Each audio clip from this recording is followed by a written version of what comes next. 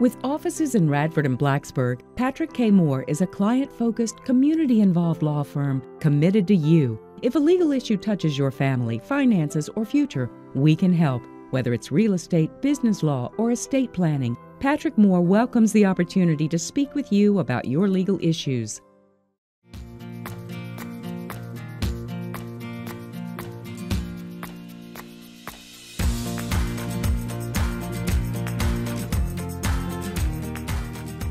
Welcome, I'm Rose Martin, and we are right around the corner in Ennis, North Carolina with Kim Michele Richardson.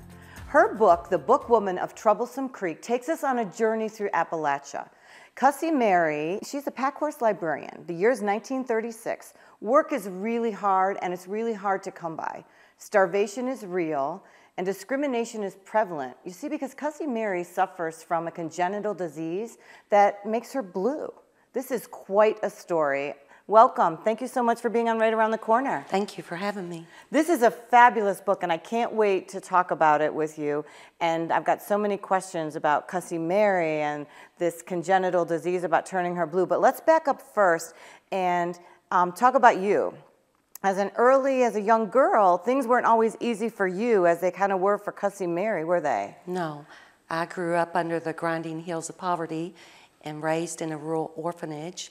Up until age 11, then on to foster care, and then to being homeless at age 14. And what was that like to be homeless at 14 and out on your own? Terrifying. Terrifying because I was in such a small and clustered environment with nuns and so forth, and then just to be thrown out into a world I didn't know anything about. And who did you find as that advocate or that person that may have, been your protector, took you under their wing, and made sure that you grew up into this fine woman who created these amazing books? Well, I've had so many, but one particular, I had a social worker who just kept tracking me down and trying to find me amidst probably all the hundreds of other kids, so I was pretty lucky. That's it, and I love the fact that the determination and grit that Cussy Mary has in your story, and also the sensitivity for the people around you and the kindness that we need to show people. Do you think some of that came about because of your background and the way that people jumped in to make sure that you were going to be, in a way, nurtured after going through a horrific beginning? I think, I have much empathy for people that have had hardships in their life, and I can certainly identify with people no matter what they're going through. And if anything, it was always my hope that in this, charged, tumultuous world, that if I could, drop a little seeds of kindness and courage and compassion, then it was more than I've hoped, for. Oh, don't we all want that? I think, yeah, I feel like that too. Where we go, we can touch the lives of others and make it better, then we've done something right. And I had, certainly the basis of this was these fantastic, fierce, brave women who were in, very trying times, bloody coal mines and horrible landscape and the poverty. So if they could overcome that, just think, And what about your family now? You have two daughters? I have a son and a daughter. Okay. Grown and left the nest. And my husband, writers? I'm sorry? Are they writers? No, one's a lawyer. She's and also a fantastic knitter. And the other is working in a little town called Bowling Green. My husband and I, we live in Louisville. And we were talking off camera, you also have some rescue dogs that... Yes. So we surround ourselves with critters, and that's good. Yeah, we just rescued a Hurricane Harvey rescue dog, Houston to Denver to now us, and then we've got a little 14-year-old we rescued from the pound. I love them. It's sweet. They're the best. They make the best. They are. You're right. Instead of full breeds, you can go to the pound and there's your dogs. And they Companions. love you forever. Yeah.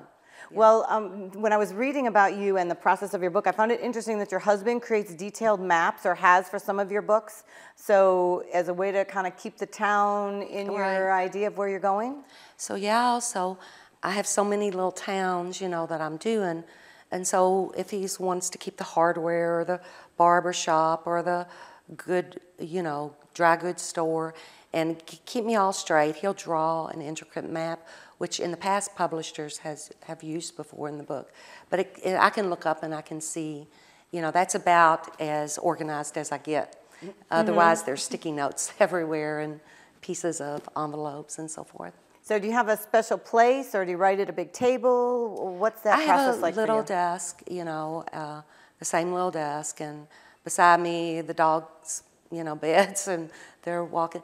And I'm more, this is what I like to do. I'm more like, I consider myself a kitchen table author. So when I'm developing a story, it's like we're sitting at the kitchen table, and I'm doing it intimately and lyrically, and we're talking, and that's the way I don't have any rules. I never went to school.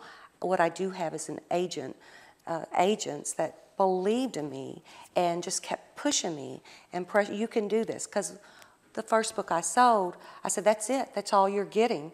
And they done, yeah. They laugh about it today, and they said, you have more in you. And that belief and that faith can take you, move mountains, you know, and that's what they've done with me. That's kind of been a mantra for you all along, though, isn't it? That belief and that faith, and staying centered and knowing that you can do it. Yeah, yeah. So is that something you've conveyed to your family, too, your kids? Yes, you know, just persevere and just keep going and keep that faith and take others, you know, and you know, help. So when you're writing, if someone was to walk in and see you during the process, are you having conversations with the characters? Are you talking out loud? What's that like for you? Okay, that's like probably some music is blaring that I can get into. If I'm in particular scenes now, when I edit, I'm quiet, everybody's quiet. And then it's like, oh, here's your toy. Oh, wait, you want to go out? I'm talking to the dogs. Oh, wait. You know, it's very kind of chaotic. But then when like I said, editing's a whole different, everything has to be really quiet. And for the last year, I lived in Appalachia, you know, and to make sure that I had that quiet, lived on top of a mountain in a little tiny shoebox until I fell off the mountain and I broke my arm in 7 spots. And I say this, it wasn't really a cool bear chase me or, you know, a snake chase me story. It was simply me toting down some Pyrex dishes for an elderly mountain lady down her steps. And I missed the bottom of it, and the Pyrex went flying everywhere, and nary a scratch. Nothing on that Pyrex. I had but 7 breaks. It was crazy. And then it wasn't 2 weeks later, my husband came down with Lyme, so we said, we got to get home and get the medical care. And well, you took research to a whole new level. And I read that research is your favorite part, but I don't think anyone wanted either you or your husband to sacrifice your body or your health to get the story down on paper. But that had to be quite an experience. It was. Tuck yourself away. You know, I think it is, and I wanted that authentic setting, and I wanted the book to portray, even though it's a novel, I wanted to portray everything from food to the landscape, just everything. So how did you go about then doing the research for Cussy Mary and then, of course, the Pack Horse Librarians? So I spent 5 years on this book, and it was a lot of research began and started collecting pictures and photography and museum archives, everything I could find out.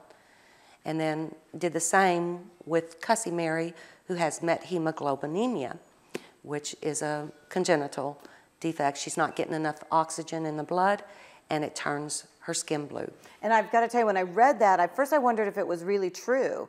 And there were a few points in time I went back to check. I'm like, is that true? It exists. And then I found, yes, and not only does it, but the Fugates then crossed over into Virginia, into Lee County, and you still had family members that were in that part of Virginia also. We were talking before we started about how some family members you met recently, as a matter of fact.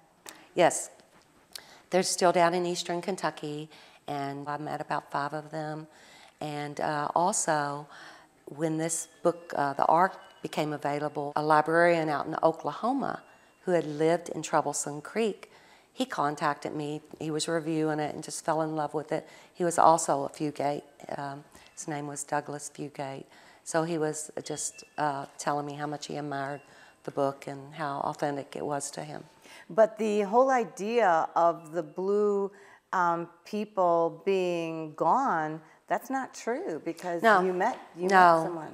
No, they're still out there and about, and they've crossed, of course, you know, generations from 1820, when the first Fugate, noted Fugate, came over here as a French orphan to claim a land grant. And it's all, you know, there's been more Fugates. But it was and the idea about it is a recessive gene, right? Okay, and it's a recessive gene of the hemoglobin that's not getting as much oxygen. Yes, and it turns their blood brown, whereas ours is not. Mm-hmm.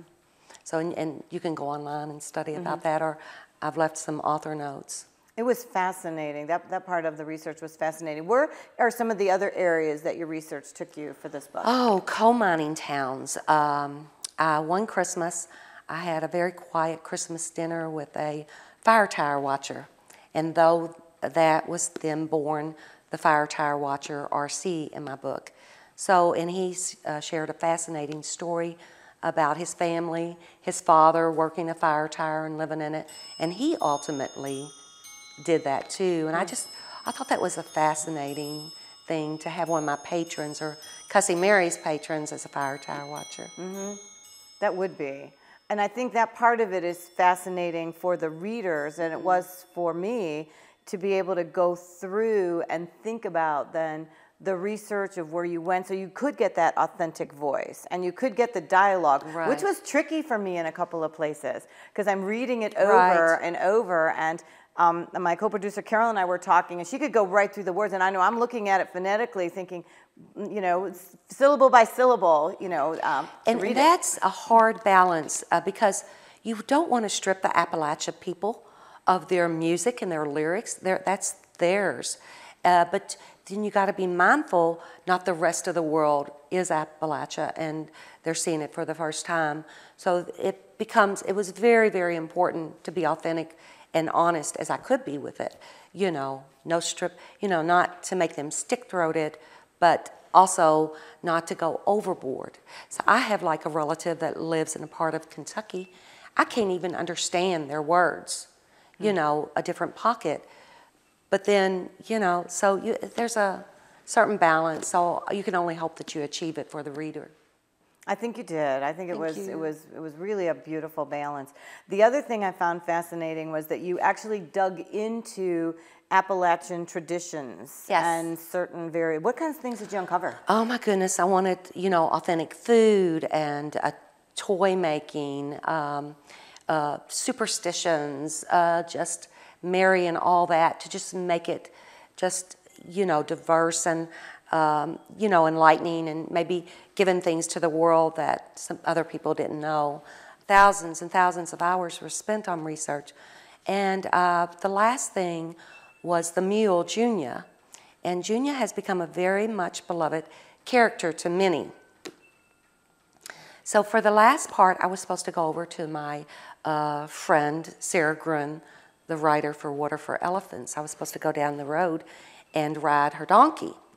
And and hopefully not broken arms though. No broken arms. But the day before, I broke the arm. But still, I spoke with mule skinners, and I authenticated and read books enough to know. But that was my last thing, is to go do the mule thing, and I didn't get to do that. But unbelievably, everybody just loves her and thinks she's fantastic. Well, and I agree with that, because Junior, reading the part of the mule that could have that much personality and that much attitude, that I think, I like her. If you think about it, that was the thing they had to trust in those hills, those pack horse librarians. Their mounts meant the life or death. So it was very important for me to give Cussy Mary the proper mount, and I picked a mule. I didn't pick a donkey or horse, which what they use. I wanted to pick the strongest of those animals, and that was a mule, because they're big preservationists, and it's not they're being stubborn. They're taking their time to think about things. Is this going to hurt me? And that's why they live longer than horses and donkeys. I didn't know that. Yes, and I love that they can kick from every side, backwards, front. That was cool as heck, and I was like, and then so I got to thinking, and I researched, and I found the apostle, the female apostle, Junia. Whether myth or legend or real, we don't know, but I said, this is Junia. Okay, so I have to know, I have to know, how did Cussy Mary get her name? Okay, so Cussy Mary Carter got her name, and Cussy, not because of her mouth, obviously, but I wanted to bring the Fugate family, the Blue people, from a special place in France. So I chose this real tiny village where I imagined that they could come from, and that was Cassay, France. And so that's where, you know, her name came from. And it's perfect. Yes, and it's, I just imagined, it doesn't say particularly where the Fugates descended in my research, but I could see the general area, and I was looking and researching for about a week or so. I was like, Cussy. So there it came. And what did you want her personality to tell everybody? I think I wanted her to be what I imagine these women, these brave, strong librarians, primarily female librarians, maybe just a couple of males, had to go through. And I wanted, you know, to show that she could be fierce and strong and persevere through anything, you know, that was thrown her way. And that's literally what the librarians did and what the people of Appalachia did and have been doing ever since. So let's chat a little bit about the other characters. So Cussy Mary is a fantastic character. She's living alone with her dad, and he's got one idea, that she just needs to get married off. He's a coal miner. Yes. And thinks that the only way he can truly protect her and keep her safe is to marry her off. That's right, because we were in volatile times and desperate times with the Depression, and of course the mother's already gone, and he knows his health is failing, and he needs her to be safe and to be fed with a roof. Whether it's the right decision or bad decision, that would be a father's way back then. He's not doing good. He may not be long for the world, so he's got to protect Cussy Mary. And then, but that's not her idea. No. Finding a husband and getting married off is just not in her plan. She is happy with the books, and she knows because of her blue skin, there is no one that really wants to marry her until the daddy opens up and says, I'm going to give you a few dollars and some land, and then it brings in people, you know. Some unsavory people. Yes, very much. And you know, that part about the courting candle, some of the parts I thought, well, was there really a town called Troublesome Creek? And that's true. It's true. Was there really a courting candle? There is. True. True. And though it may be more legend, probably ideally 200 years ago it was used maybe to keep the candle in place. But then patriarchs learned to use it. Much like maybe you were sitting on your porch and your daddy with your bow out there, and your daddy was flipping off and on the light switch, time to go. But the courting candle, the way it's designed, is when it burns to a certain thing, it's time to go. And that taper could be lifted up or down. And I love the fact that she was kind of manipulating that on her own. So when I found out about it, I thought, I've got to have this in my book. How cool the conversations that could have taken place over and under it and around it, and that your happiness depended on this, if you think about it. Yeah. So it was just something I stumbled across. Well, and the fact that I'm glad you did stumble across it. The fact that she really wanted to be respectful for her daddy. Yes. But this love of books and the connections she made as a pack horse librarian, that was so authentic and so real, the connection she had with those families and the people that she visited. Well, the program ran from FDR's program, this Pack Horse Initiative, ran from 1935 to 1943, I believe. And it was initially to get women to work. Nobody dreamed that the impact in the most impoverished area in America, in eastern Kentucky, what impact it would have on them. But if you think about it, it became a serious bridge to education, to getting out of there, getting a better life, and just it opened the windows to their world. And I was touched by a line you had about she knew that she was delivering literacy for the soul. And that just was so beautiful because she really painstakingly tried to pick what articles or books or things she could deliver, and became, you know, almost a family member, even though that journey was arduous. That was a tough journey that she took. Rain, sleet, snow, just like the postman is today. But through, you know, wild critters and unlawful men, you know, and mistrust of the coal miners, it was very dangerous. Well, but then she also had this added, you know, burden of being blue, and they nicknamed her Bluettes. Yes. You nicknamed her Bluette in the story. For the damselfly. Yes, it was not an easy time for her. Well, as we take a look at the story and the way her life begins to unfold, you know, the opening scene in the beginning of the book is really kind of sets the tone of you're realizing that you're going into a world that is full of so many unexpected challenges. Yes, and I had 3 different openings.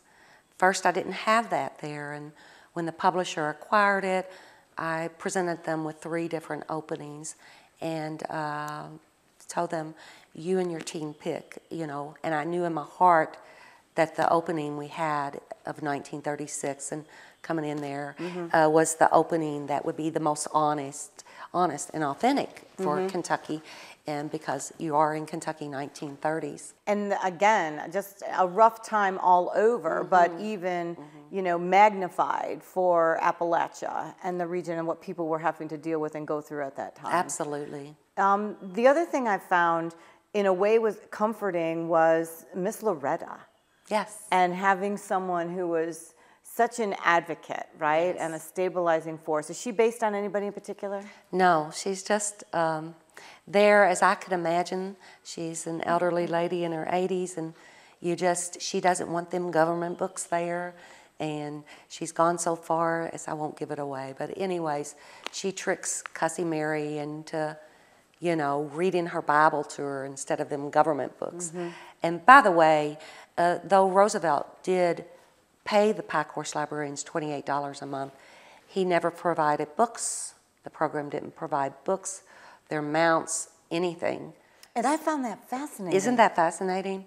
Because they had to be clever, and they had to end up, you know, getting their books from, you know, Boy Scouts and other cities, torn and cast off books and so forth, and even making scrapbooks and so forth, you know, with newspaper clippings and all that. One of the parts and there were parts that brought me to tears, that I thought, as readers and your readers go through this book, and people who are going to pick up this book will, I'm sure, join me in some of those real emotional moments that you are dealing with the harsh reality of the time. At the same time, you want to be cheering for some of these characters, right? And then on the other hand, I found myself sometimes laughing out loud or feeling so positive. So you took me on an emotional roller coaster, which was wonderful throughout the course of the story, besides teaching me some things that I didn't really know before. And I think that's one of the beautiful things about this book, was how you took this historical time that was horrific for so many, including those in Appalachia, but then you wove in beautifully this other culture of people along with the Pack Horse librarians who provided so much good. You know, when I first discovered I wanted to write about these 5 years ago, it was very important to me. I thought it would be a privilege and an honor, because this was going to be the first book traditionally sold, a literary novel. And I wanted to depict them, like I said, honestly, authentically. For 80 years, no one knew about the Pack Horse librarians. They were just like a little blip in history. Well, you've told an important story, and I'd love for you to share some of Miss Loretta's words with us, if you would. I would be happy to. Here, ma'am, I dropped the wet rag into her open palm, trying not to offend her with my touch. Loretta moved clumsily, and the cloth fell to the floor and our hands met. A tiny gasp slipped past my teeth. Before I could give the rag back, she groped for my hand, latched on, and said quietly in her old voice, "See all my fabric, child? Sure is a lot. Well, them cloths are a lot like folks. Ain't much difference at all. Some of us is more spiffed up than others, some stiffer, and still some softer. There's the colorful and the dull and the ugly and pretty, old and new ones. But in the end, we's all fabric cut from his cloth, fabric and just that." "Yes, ma'am," I whispered. "Now I know you're a blue, but these old eyes don't care, nor feels the color none. It feels the heart, child, and it's a fine one, and you're a fine hill woman." What a beautiful passage. Thank you. And it captures so much of the essence of the characters and the story. Thank you so much for sharing this with us. Thank you. My thanks to Kim Michele Richardson for sharing the book Woman of Troublesome Creek. It's a wonderful story, and it causes a lot of us to think about how we can be a little kinder, a little bit more compassionate, and a little bit more understanding. Also, thanks to our host, Ginger Collins, for having us here at her home in Ennis, North Carolina. I'm Rose Martin, and please check us out online because Kim, Michele, and I are going to continue to talk about this book and lots of other things. So check us out online, and I'll see you next time, of course, right around the corner.